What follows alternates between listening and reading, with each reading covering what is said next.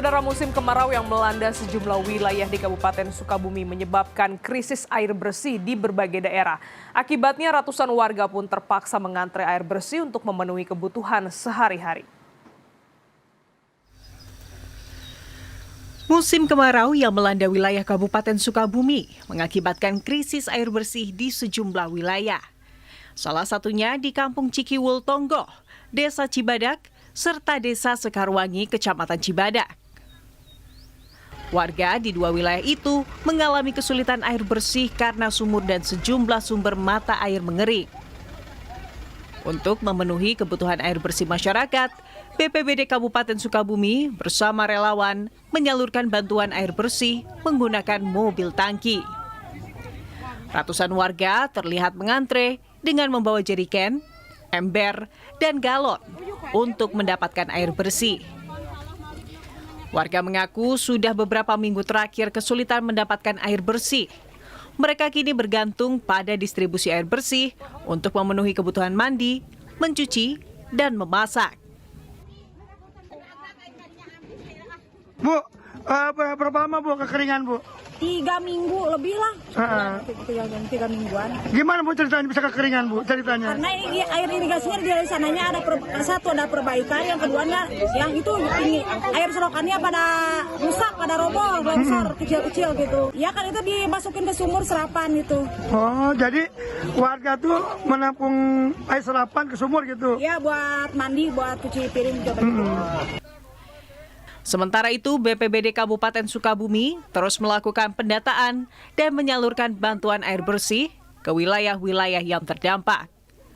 Masyarakat juga dihimbau menggunakan air secara hemat, serta segera melaporkan apabila mulai mengalami krisis air bersih. Pada hari ini alhamdulillah kami bisa kembali mendistribusikan air bersih ke Desa Sekarwangi, Kecamatan Cibadak. Ini kali kedua kami mengirimkan bantuan air bersih untuk warga yang terdampak kekeringan.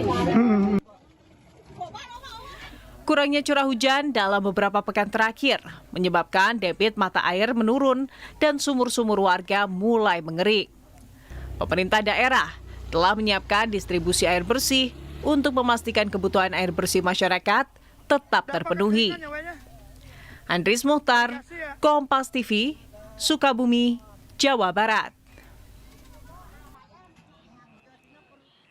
Saudara, kita bahas pemetaan dan juga penanggulangan bencana kekeringan di Jawa Barat bersama Kepala Pelaksana BPBD Jawa Barat, Bapak Teten Ali Mulku Engkun. Selamat pagi, Pak Teten. Ya, ini ada Sampurasun, Bapak. Ini ada bencana kekeringan yang melanda wilayah Jawa Barat. Sejauh ini bagaimana pemetaannya dan adakah wilayah-wilayah yang menjadi prioritas untuk kekeringan ini, Pak? Ya, memang berdasarkan hasil pemetaan kami dari BPBD Provinsi Jawa Barat mengacu pada data dari teman-teman BMKG dan historis kejadian bencana kekeringan yang paling akhir terjadi di tahun 2023. Terdapat sejumlah wilayah yang berpotensi mengalami kekeringan pada musim kemarau ini. Kondisi ini menjadi perhatian karena diperkirakan berdasarkan hasil penelitian, riset dari teman-teman BRIN, kemudian dari Bappenas, dan juga data dari BMKG, ada potensi fenomena El Nino dengan intensitas yang dapat mencapai kategori kuat. Sehingga potensi memberikan dampak yang luar biasa secara bahkan lebih besar dibandingkan tahun 2023 apabila terjadi puncaknya. Nah, pengalaman tahun 2023 menunjukkan bahwa El Nino menyebabkan penurunan curah hujan yang signifikan sehingga memicu meluasnya kejadian kekeringan dan krisis air bersih di berbagai wilayah di Jawa Barat. Nah, kita berdasarkan hasil pemetaan, kondisi di lapangan, serta hasil histori tadi, melihat bahwa sebagian besar kabupaten kota terutama yang ada di wilayah pesisir selatan dan utara, juga ada sebagian yang ada di tengah, ini terjadi kekeringan. Tercatat di beberapa kabupaten kota yang seperti wilayah Kabupaten Bogor, tadi Sukabumi, ya, kemudian Kabupaten Bekasi, Karawang, Kabupaten Bandung bagian selatan, Indramayu bagian utara dan pesisir, Kabupaten Cirebon, kemudian Kuningan dan Garut biasanya ini terdampak kekeringan yang cukup lumayan gitu ya, lumayan demikian. Jadi ada beberapa wilayah yang sudah berpotensi ya untuk dipantau lebih lanjut. Terkait dengan kekeringan di Jawa Barat ini sebenarnya sudah diprediksi oleh Bappenas begitu Pak ya dari jauh-jauh hari. Betul. Bagaimana langkah mitigasi yang disiapkan oleh BPBD Jawa Barat?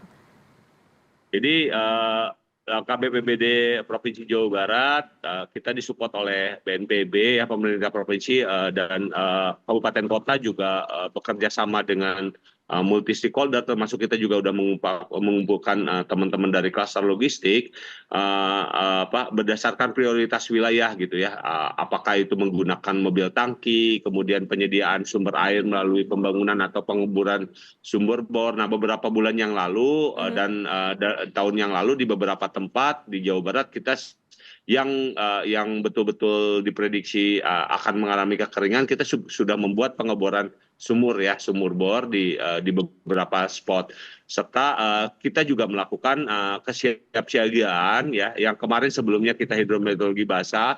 Teman-teman yang ada di lapangan, pasukan-pasukan kita yang ada di lapangan, kita siapkan dengan strategi-strategi mitigasi dengan menggunakan menghadapi hidrometeorologi kering gitu ya.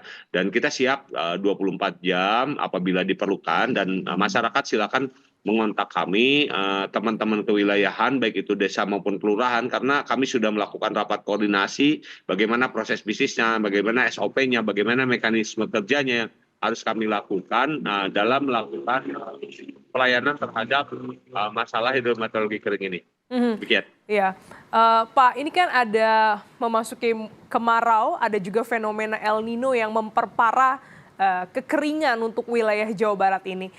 Sampai kapan? Sudah diprediksikah kapan mulai terjadi dan hingga kapan begitu, Pak? Sebetulnya ini sudah diawali di bulan Mei ya, Mei Juni, tapi sebagian wilayah juga masih terjadi hujan. Maka karena ini kita dengan potensi-potensi kerawanan di masing-masing wilayah, kita siap siaga untuk hidrometeorologi kering.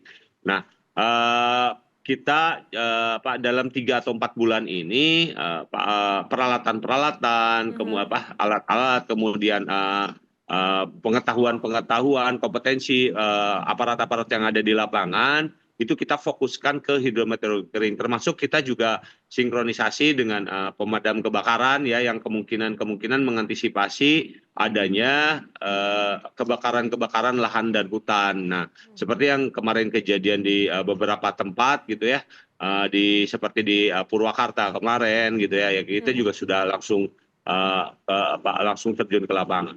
Demikian. Iya. Terakhir, Bapak, ada imbauan dari BPBD Jawa Barat kepada masyarakat agar juga dapat berperan untuk mengantisipasi dampak dari kekeringan ini, Pak? Ya, jadi BPBD Jawa Barat menghimbau masyarakat untuk selalu meningkatkan kesiapsiagaan sejak dini. Masyarakat diharapkan menggunakan air secara hemat ya, secara cermat dan bijaksana, menjaga kebersihan serta kelestarian sumber-sumber air. Dan segera melaporkan kepada pemerintah daerah, baik itu di kewilayahan gitu ya, yang kita juga sudah sinkronisasi, atau BPBD apabila mengalami kesulitan atau memperoleh air. Selain itu, masyarakat juga diimbau tidak melakukan pembakaran. Biasanya kan kondisi kalau kekeringan ini kan dingin gitu ya, sok pengen bakar-bakaran gitu ya, diharapkan tidak melakukan pembakaran terbuka yang dapat memicu kebakaran hutan dan lahan selama musim kemarau. Kita juga mengajak masyarakat untuk mengikuti informasi resmi ya dari kanal-kanal resmi, baik itu dari BMKG, pemerintah daerah, dan BPBD mengenai perkembangan kondisi cuaca dan potensi bencana, serta dapat melakukan langkah-langkah antisipasi lebih awal gitu ya. Apabila ada kebakaran kecil, padamkan terlebih dahulu sehingga tidak menimbulkan dampak yang lebih besar. Demikian. Dan atur nuhun kepada media ya yang sudah melakukan kolaborasi yang luar biasa. Ini bagian daripada ikhtiar kita bersama untuk menanggulangi masalah bencana. Demikian. Kekeringan terjadi di wilayah Jawa Barat, masyarakat diharapkan lebih bijak menggunakan air dan juga tidak membakar lahan. Terima kasih Kepala Pelaksana BPBD Jawa Barat, Bapak Teten Ali Mulku Engkun telah bergabung di Jurnal Nusantara. Sehat selalu Bapak. Ya, Pak Tunun, terima kasih.